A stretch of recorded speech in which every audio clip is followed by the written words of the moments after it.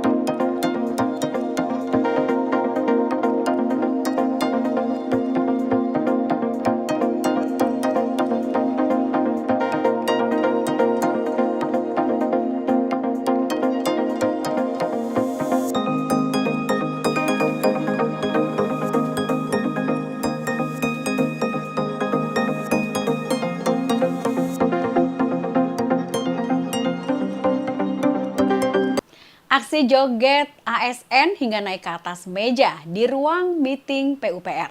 Saudara, viral di media sosial aksi joget-joget oknum aparatur sipil negara atau ASN dari Dinas Pekerjaan Umum dan Penataan Ruang atau PUPR di Kabupaten Kutai Timur. Selain berjoget bersama di ruang rapat kantor PUPR, mereka juga menggelar sawer-menyawer antar rekan kerjanya. Dalam video yang beredar, terlihat sejumlah perempuan dan laki-laki yang naik ke atas meja di satu ruangan, kemudian mereka berjoget, bernyanyi, dan melakukan saweran berlangsung di malam hari. Kemudian seperti dilansir dari Tribun Kaltim.com, PLT Kadis PUPR Joni Abdi Setia membenarkan video yang viral di media sosial itu berada di ruang rapat dinas PUPR. Kemudian Joni juga menerangkan jika kejadian tersebut terjadi di akhir tahun 2024 yang lalu dan berlangsung setelah larut malam pada saat selesai kerja lembur.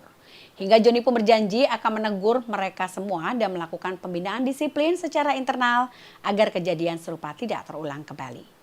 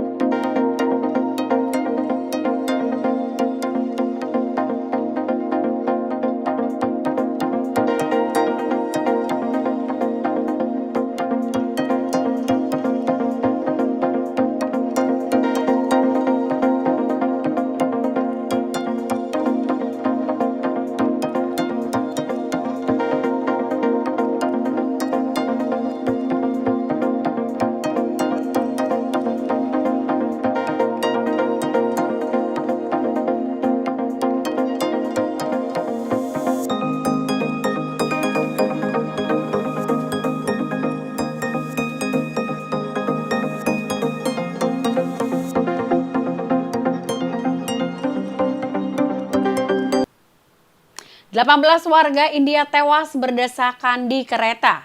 Saudara, ribuan orang berdesakan berebut naik kereta api menuju kota Prayagraj di lokasi di mana penyelenggaraan perayaan Hindu Mahakumbh digelar. Kantor berita lokal NDTV melaporkan ada sebanyak 18 orang meninggal dunia karena jatuh ketika berdesak-desakan di stasiun. Dalam video yang beredar di media sosial, orang-orang tersebut berlarian mencoba memaksa untuk masuk ke gerbong kereta yang sudah terlalu penuh. Situasi menjadi kacau akibat lonjakan massa membuat banyak korban berjatuhan hingga pingsan. Peristiwa mencekam itu terjadi pada Sabtu 15 Februari sekitar pukul 8 malam waktu setempat. Dan ada sebanyak 4 kereta dikerahkan oleh pemerintah setempat untuk mengatasi lonjakan penumpang yang tiba-tiba saja. Menurut media setempat, lonjakan itu belum pernah terjadi sebelumnya di stasiun yang sama. Sehingga penyelidikan telah diperintahkan untuk mencari penyebab dari insiden berdesakan yang menyebabkan belasan orang tewas seketika.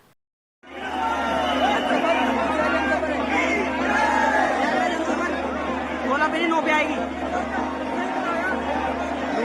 यार 9 पे आएगी